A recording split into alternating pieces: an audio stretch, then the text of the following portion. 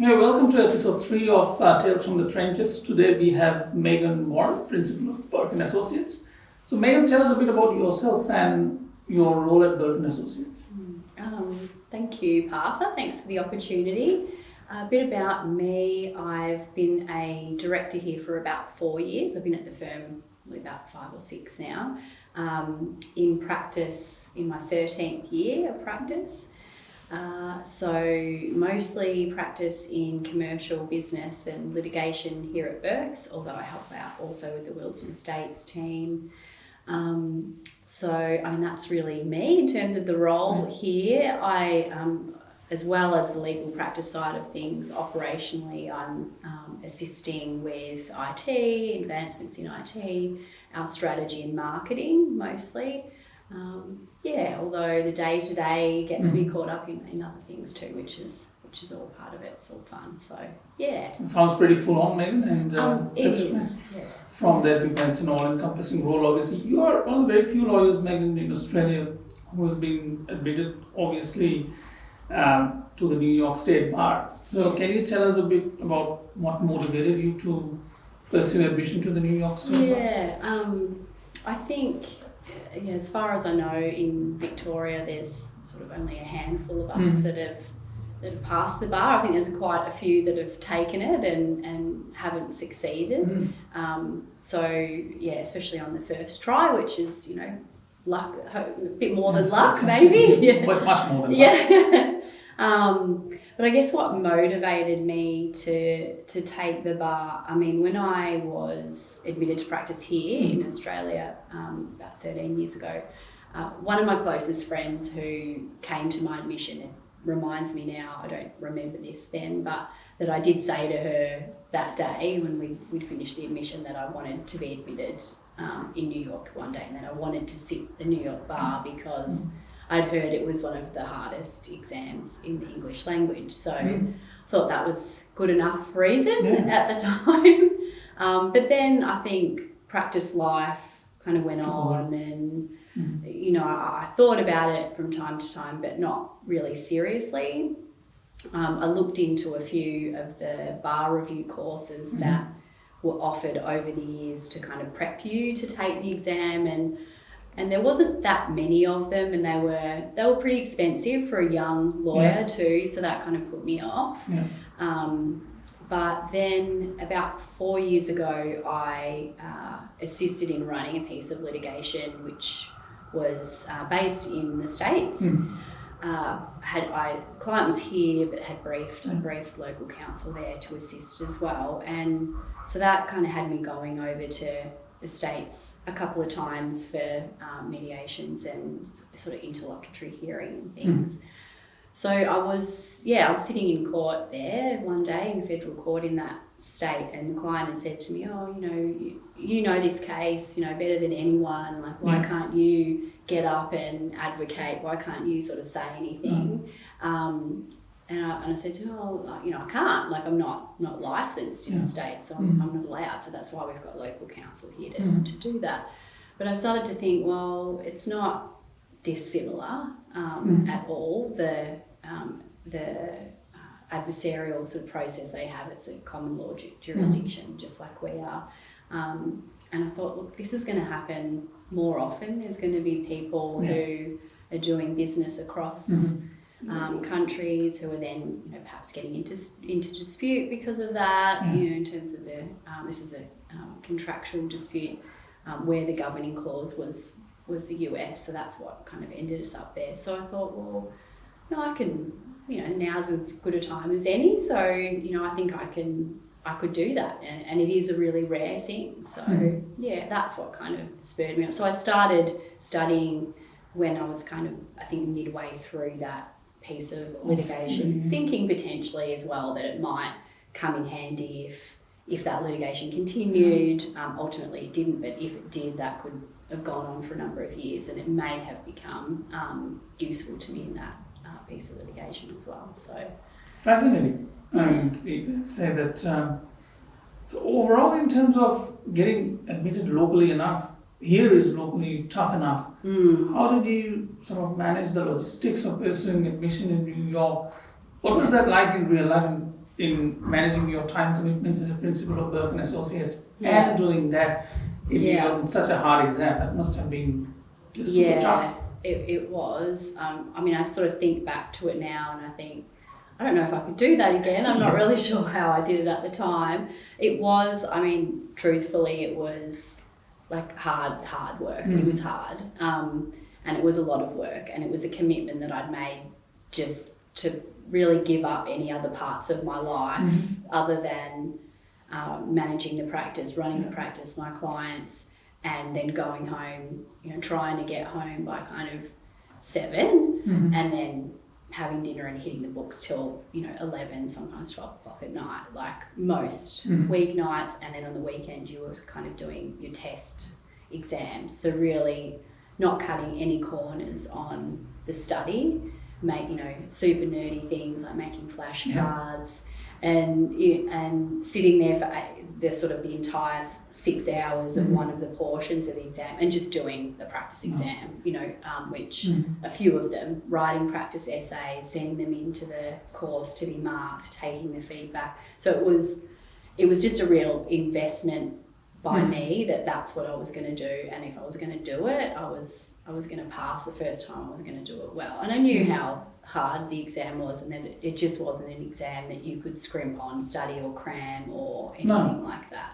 So in terms of how I did that, perhaps I sort of put myself in a bit of a crazy mindset at that point, but you know, it was a commitment that I'd made, and I just kind of made it work. So that's simply amazing, Meghan, in terms of, and that's one of the reasons I'm assuming, as you said, that only a few people have ever done it from that viewpoint. So did you spend much time in New York during your studies, and did you have any memorable experiences as a part of that? What was studying in New York like? So the studying component I did entirely online. The first stage, I suppose, that you go through in getting recognition or permission to sit the exam is they look at your degree, so your law degree, and whether it's comparable or meets their international standards, which I went to Melbourne Uni Law School's, I think, the oldest in Australia. It's the first one. So yes, tick, fine. So I was able to do that. So I didn't have to actually do any kind of catch-up degree or anything in terms of the uni side of things, which was good. So it was just about literally learning the material for the exam and being able to pass it. So there are a number of bar review courses that you can do online. I think there's Barbary might have been the first one, but I did HEPA bar review.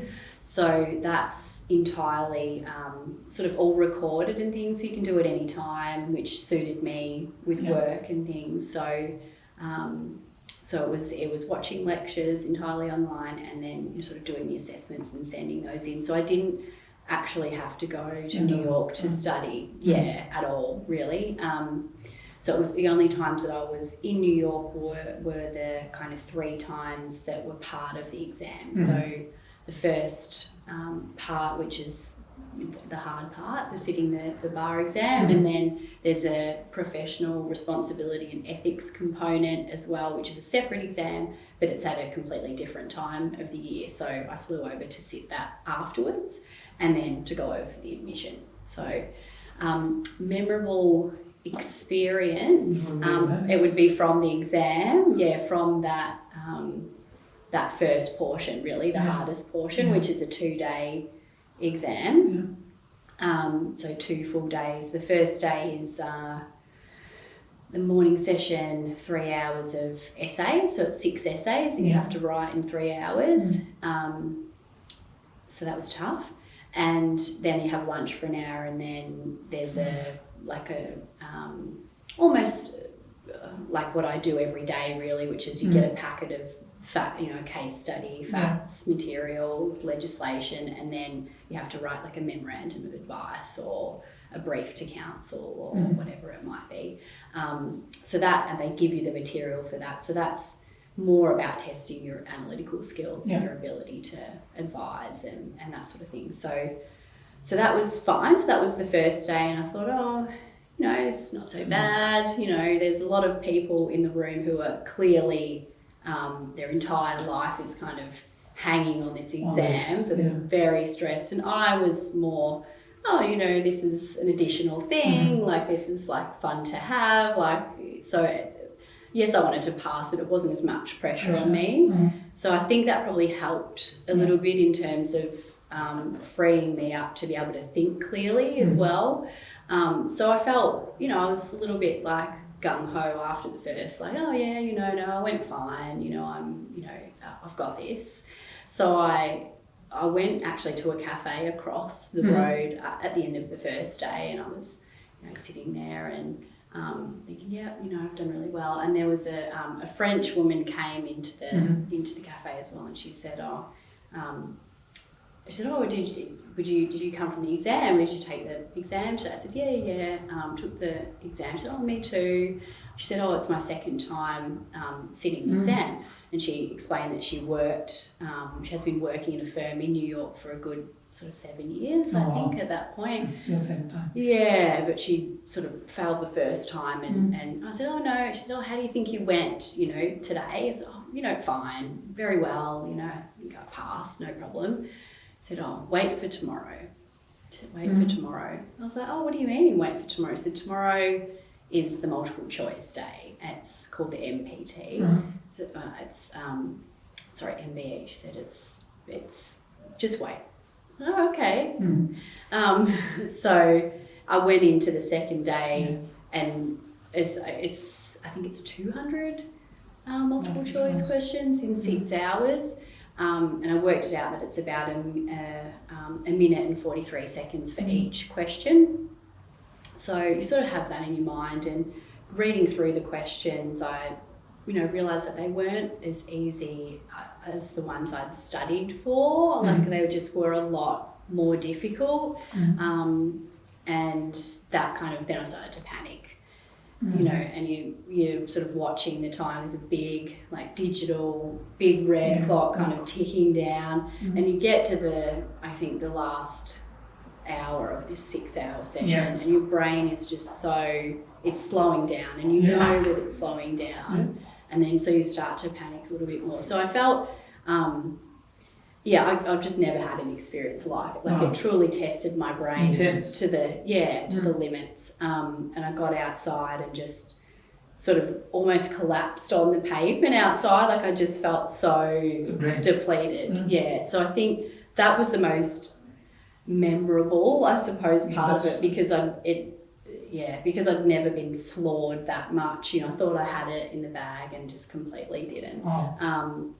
And I think just the feeling that I felt after that of you know, I answered all the questions in the end, even though the last 10 I sort of had to, you know, rush. To just sort of guess, you know, because multiple choice the last 10 and ran out of time. But just that feeling of, I guess it's the adrenaline as well, sort of the dump of all that you come out and go, wow, you know, that's a huge thing that I've just done. And just the feeling of you certainly don't know. After that second day, you have no way of knowing if you've passed or failed, because it's just, you have no way of knowing. They put a number of dummy questions in that second day as well, so you don't know. And you also don't know how they mark these things either, so they don't kind of give you any feedback or anything. So, I still don't know exactly how well or not I did on that second day, but yeah. But you set a very high benchmark, maybe, given most people don't pass the exam in the first instance, so that's fantastic. So in terms of, you've gone through an amazing process to become, to get this bar admission, what value do you think it brings to Burke & Associates clients, given such a unique proposition? Well, I think having been admitted just in May, you know, it's seeing the benefits of it now starting to filter through a little bit, but I think it'll be something that happens more and more. I had a number of clients at the time that I was admitted who had, whether it was current ties to the US in their business or were wanting to have more. So were wanting to branch out to the US in terms of their business or their idea or a design. wanting to set up even a completely new business, kind of a pilot of what they do here, but a different kind of pilot there to test it out, because it is a very different market.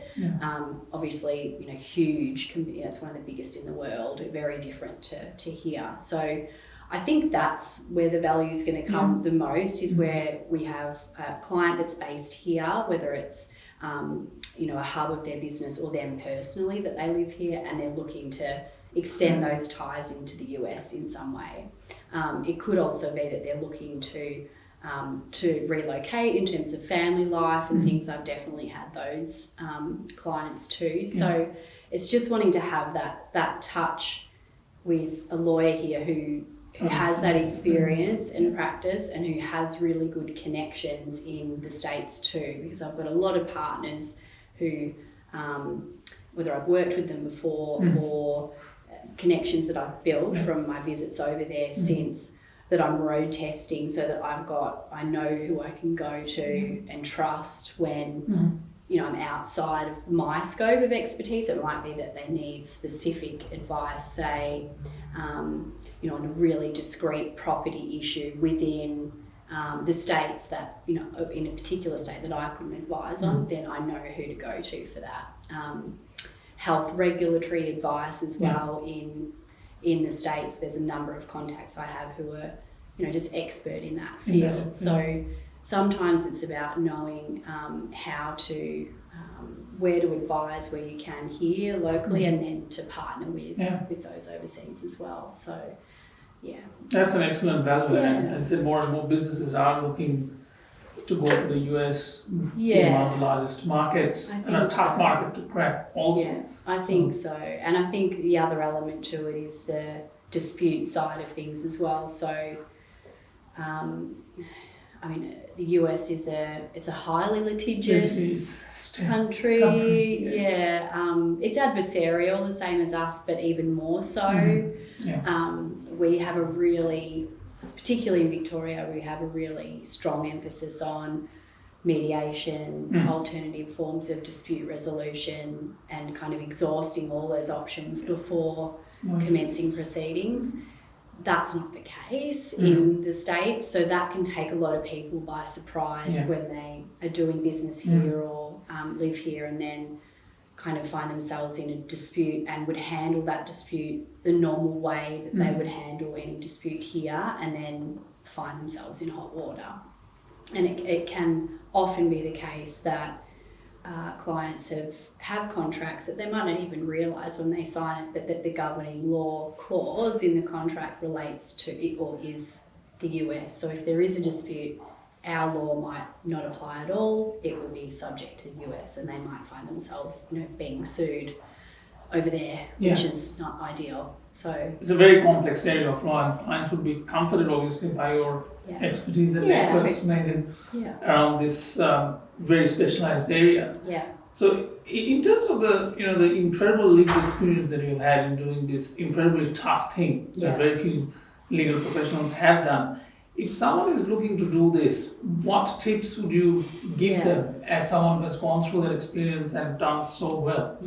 In terms of sitting the bar exam or sitting, for any of the US state exams, which California, I understand as well, is particularly difficult. I guess I just have to say study. Like there's you cannot cut corners. Definitely get yourself into a bar review course, a good one. PIPA bar review was amazing for me, and I did have quite a good connection and touch with the family that runs a PIPA bar review too, so it wasn't like I was dealing with a sort of faceless large corporate, if you like. There was still that kind of family connection where they would reach out and help you, one-on-one if you needed it. So it didn't feel like I was being sort of treated like just here's your sort of online lectures and good luck. It was quite interactive, even across borders, which was really great. Do the practice assessments, do them a number of times and send them in to get that feedback, because if that's the only kind of feedback you'll get as to whether you're on the right track in terms of your study. I mean, I would say try and find somebody to, like a mentor or something, you know, in the States who can help you with tricky concepts if that comes up. I know that's something that might not be open to everyone, but I think people would find on LinkedIn, with LinkedIn, things like that these days. Lawyers in the States, people in the States generally, just so helpful in terms of wanting to assist a young lawyer or a lawyer who's kind of coming up in sitting the bar exam. I mean, I had so much positive feedback by people in the States that I was from Australia and I was coming to do that. Yeah, it's tremendous. So reaching out to someone, in a firm kind of and asking for that support, I think that would be really valuable as well. But study, get lots of sleep the night before the exam, eat well. Try not to be stressed in terms of the sitting in exam conditions. That's probably the best advice. Very valuable advice, Meghan, and still it's a unique and very tough thing, obviously. Yeah. In wrapping up, something a bit different, can you tell us something about you that your colleagues at Burke & Associates won't know? Is there anything that the team here doesn't know about you? Yeah, that's tough because I'm a bit of an open book, so they know most things about me. But I think what they probably don't know is that I'm actually a really good cook, and they might not know that, or they might not think I have time to do any of that. And I do have a bit of an obsession with boxer dogs as well, which they probably don't know either. But everything else, I think they know. They know that I love wine. They know I love travelling. They know that I am a bit of a crazy kickboxer with Thai boxing and CrossFit and things. So, that keeps me busy, all of that. So. Now, thank you, Meghan. It's absolutely amazing, the experience that you have had in terms of doing this bar exam, and I think it's very insightful for many budding lawyers who may be even looking at this to realize how hard it is and how much time commitment and balancing act is required while you are maintaining your role as a principal to do this. So thank you for sharing these insights with us on this podcast. Thanks, Partha. Thanks, Meghan.